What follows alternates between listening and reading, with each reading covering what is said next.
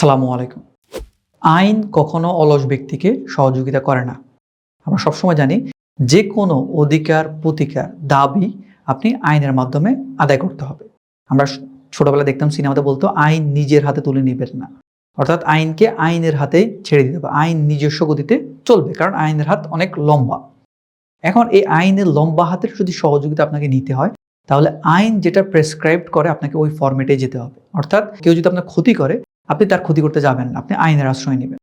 একইভাবে কোনো যদি একটা অধিকার আপনাকে দেওয়া হয় যে আপনি এই জমি, আপনার জমি আপনি দখলে থাকতে পারবেন।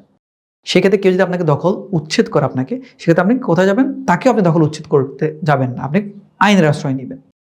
তো এই যে বিষয়টা পুরো আইনগত যে প্রসেসটা, এই প্রসেসটার ক্রিমিনাল যখন হয়, ধরুন কেউ আজ থেকে ২০ বছর আগে আপনার বাবাকে খুন করেছে, আপনি চাইলে আজকেও মামলা করতে পারবেন। কিন্তু সিভিল যদি হয় যে আজ থেকে ২০ বছর আগে কেউ আপনার জমিটা আপনার কাছ থেকে ছিনিয়ে নিয়ে গিয়েছিল। জমি তো ছিনিয়ে নেওয়া যায় না, মানে জমি থেকে আপনাকে উচ্ছেদ করেছিল বা জোর করে সে জমি দখল করেছিল। সেক্ষেত্রে কিন্তু আপনি চাইলে ২০ বছর পরে মামলা দায়ের করতে পারবেন না।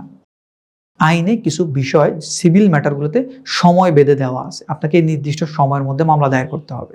যেমন আমরা জানি যে আপনাকে যদি একটা জমি থেকে কেউ উচ্ছেদ করে, তাহলে আপনাকে সুনির্দিষ্ট প্রতিকার আইনে ৯ ধারায় দখল পুনরুদ্ধারে মামলা করতে হবে ৬ মাসের মধ্যে।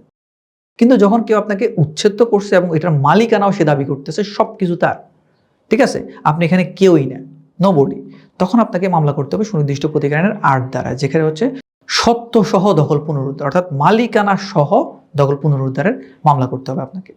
এখন এই যে মামলাটা করবেন, এই মামলাটা করার তামাদি মেয়াদ হচ্ছে ১২ বছর, অর্থাৎ আপনাকে ১২ বছরের মধ্যে মামলাটা দায়ের করতে হবে। এখন যদি আপনাকে কেউ একটা সম্পত্তি থেকে উচ্ছেদ করে দিল, আপনি ১২ বছর কোনো মামলা করেননি, সেক্ষেত্রে ১২ বছর পরে কি আপনি ওই জমির জন্য মামলা করতে পারবেন? তামাদি আইন সাধারণত কারো কোনো অধিকারকে বারিত করে না, বারিত করে প্রতিকারকে। অর্থাৎ আপনি কোনো একটা মামলা ১২ বছরের মধ্যে করার কথা ছিল কিন্তু ১২ বছরের মধ্যে করতে পারেননি, তাহলে আপনি যে প্রতিকারটা পেতেন সেটা পাবেন না। কারণ তামাদি আইন আপনাকে আর সেটা অ্যালাউ করতেছে না। কোর্টে গেলেও কোর্ট আপনার মামলাটা অ্যাকসেপ্ট করবে না। তামাদির জন্য সেটা বারিত হয়ে যাবে। যদি না আপনি তামাদিটা কেন বিলম্ব হলো আপনার এটাতে আদালতকে সন্তুষ্ট করতে পারেন। সন্তুষ্ট করতে না পারলে কিন্তু আপনার মামলাটা ওইখানে বারিত হয়ে যাবে। ইভেন বিবাদী পক্ষ যে আছে সে আদালতকে জানানোরও দরকার নাই যে মামলাটা তামাদিতে বারিত। এটা অটোমেটিক্যালি তামাদিতে বারিত হয়ে যাবে।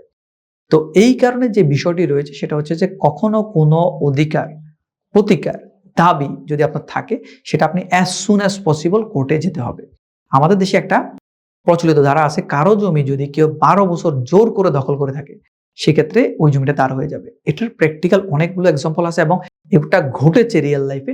এমন অনেক ঘটনা রয়েছে যে একজন আরেকজনের সম্পত্তি ১২ বছর যাবৎ সে নিরবিচ্ছিন্নভাবে কোনো ধরনের ইন্টারফেয়ার ছাড়া সে ১২ বছর দখল করেছিল এবং একটা সময় ওই জমিটা তার হয়ে গেছে। এর কারণ কি? ১২ বছর পর্যন্ত এই লোক তার বিরুদ্ধে কোনো মামলা দায়ের করেনি। তাহলে আদালত কি লেজি ব্যক্তিকে হেল্প করবে? না, আদালত বসে আছে কে কার জমি জোর করে দখল করতে সেটা দেখার জন্য। আপনাকেই আদালতের দ্বারস্থ হতে হবে। আপনাকে ওই জমিটা ফেরত পাওয়ার জন্য আদালতে মামলা দায়ের করতে হবে। এখন আপনি যদি কোনো জমি আপনার দখল থেকে চলে যায়, কাগজপত্র যদি আপনার কাছে না থেকে আরেকজনের নামে চলে যায়, সেক্ষেত্রে আপনার দরকার হচ্ছে তামাদি যে মেয়াদটা রয়েছে, তামাদি মেয়াদের মধ্যে অবশ্যই সেটার মামলা দায়ের করা। আদারওয়াইজ একটা সার্টেন টাইমের পরে যখন ওই লোক ওই জায়গার মধ্যে পজিশনও হোল্ড করবে এবং ১২ বছর পর আপনার বা যে মামলা করবেন সেই মামলা তামাদি মেয়াদ চলে যাবে, তখন অটোমেটিক্যালি আপনার মামলা যদি দায়ের করতে না পারেন, তাহলে আপনি কিন্তু ওইখান থেকে আর প্রতিকারটা আদায় করতে পারবেন না।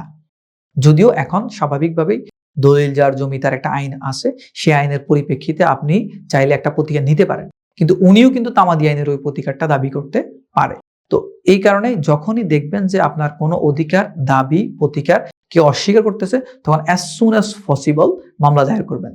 যখনই দেখবেন যে মামলা দায়ের করার তামাদি মেয়াদ শেষ, তখন ওই তামাদি মেয়াদটা কেন শেষ হয়ে গেল, কেন আপনি এতদিন আসতে পারেননি, ওইটার জন্য একটা রিজনেবল গ্রাউন্ড দাঁড় করিয়ে কোর্টকে সন্তুষ্ট করে তারপর মামলাটা ফাইল করবেন। আশা করি বুঝতে পেরেছেন। ধন্যবাদ। আসসালামু আলাইকুম।